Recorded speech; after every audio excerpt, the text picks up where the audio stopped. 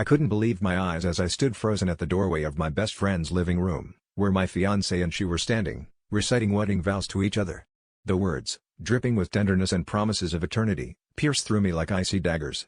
My heart was pounding, not just from the shock of betrayal unraveling in front of me, but from the secret I was harboring deep inside, one that neither of them knew.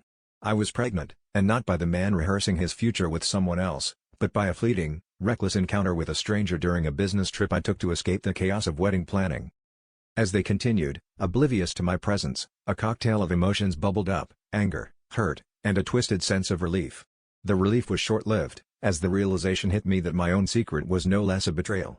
The irony was bitter. Here they were, practicing the very vows I had once dreamt of, while my own actions had set into motion a domino effect that could shatter everything. I wondered if I should confront them now or let this charade play out until I could figure out my next move.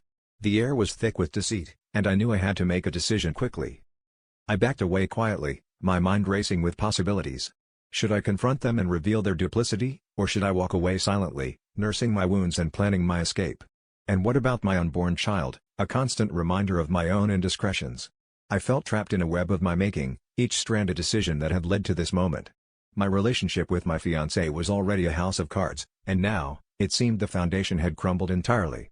This was not just about infidelity, it was about the lies that had woven us all into a tangled mess of unfinished stories and false promises. In the end, I chose to quietly leave the scene. I needed time to think, to figure out how to navigate the storm I had a hand in creating. I walked away with the knowledge that I was free, at least for the moment, from the pretense of a life I no longer wanted. With every step, I felt the weight of my secret grow lighter, even as I knew the path ahead would be fraught with challenges.